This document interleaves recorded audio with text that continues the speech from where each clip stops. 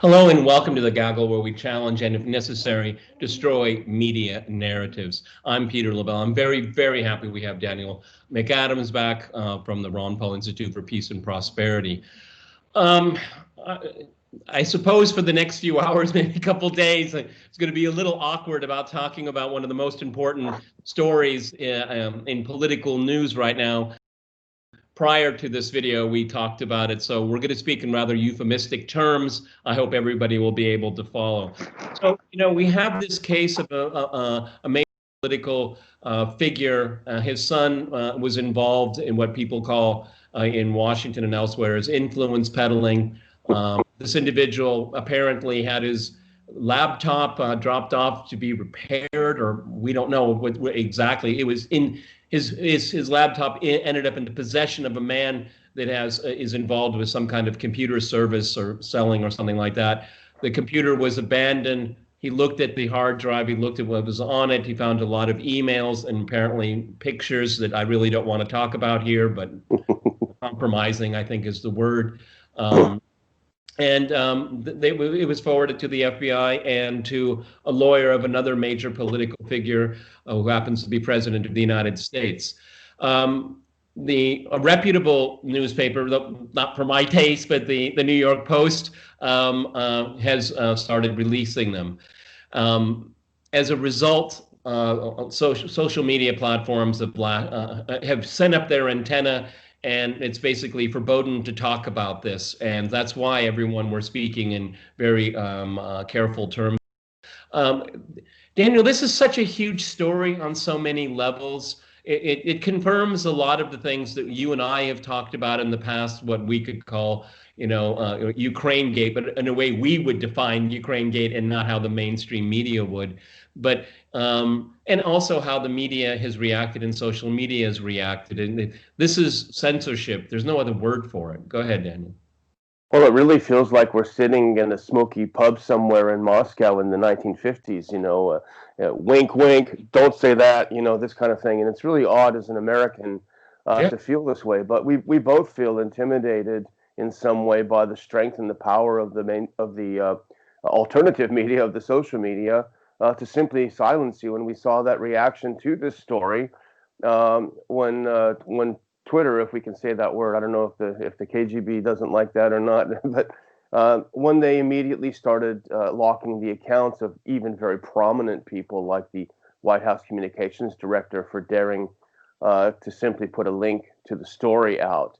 And it's pretty remarkable to see the swift reaction and carrying on with this sort of metaphor, although it's really not a metaphor, as the people in Soviet-occupied Eastern Europe and the Soviet Union came to develop mechanisms to get around this censorship.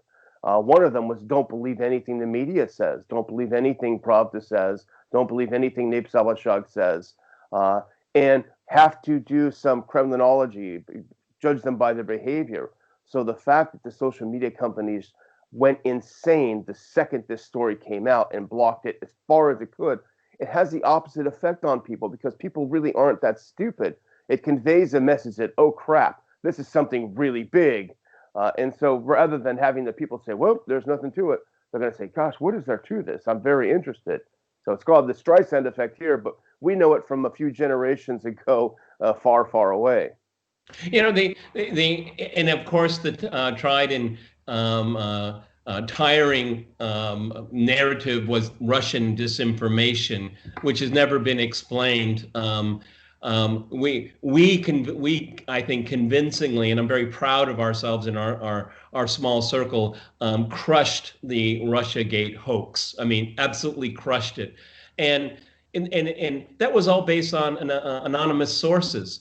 In this story, there is nothing anonymous about it. We have what we are told, authentic emails from this prominent politician's son that you and I have discussed Actually, when the original information came out about this individual's activity in Ukraine, and we've hit it out of the park. It matches up what we've more or less thought what was going on. And the problem is that there are individuals in Ukraine. They're living people. You can actually call them. You can email them. Okay. You can go and confirm things. Okay. The Russiagate hoax, you couldn't do that because it was all generated out of nothing. Okay, there's a lot of stuff in this story right now, but people refuse to interrogate it. Okay, I welcome interrogate it. Go ahead, debunk it, but like a real journalist, do it like a real investigation, not dismiss it out of hand. And blaming something that was going on in Ukraine is Russia's fault, I guess by default, always. Okay, no one's explained that. Did you notice also in this story, there's a lot of China in the story. Those Russians, they slipped it in, didn't they? Oh, come on. Oh, come on. You really test the patience of people with this kind of nonsense, Daniel. And the interesting approach is, well, it's debunked because it's been debunked. Well, who debunked it? Well, it's just debunked. There's never, okay, so Joe Smith from the Washington Post, he went over to Ukraine and he talked to these people and here's what, no, it's just debunked. So don't talk about it unless you're a crazy conspiracy theorist. But, I'm less interested in the alleged corruption of this high political leader's son that we're not allowed to mention than I am, honestly, Peter, especially, and this is good for the gaggle, in the corruption in the U.S. media. And I think this underlines, I just assumed that this person was corrupt. I heard the stories as you did a long time ago, and I said, it sounds pretty reasonable. This is the kinds of people we're dealing with. This is politics after all. But what I'm most interested in is the corruption of the media and how deep that corruption goes.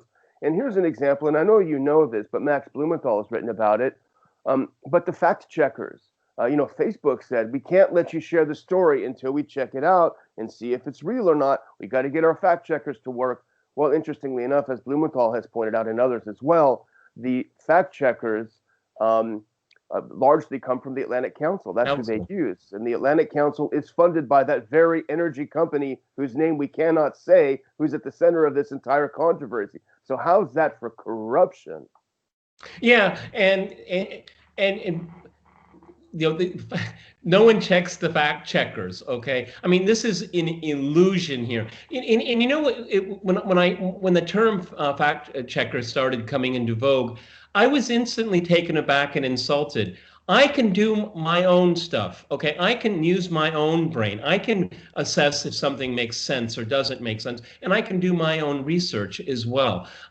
Fact checking means it's been given some kind of certification of its political purity, but not of its veracity. Okay, and that's the slippery slope to censorship.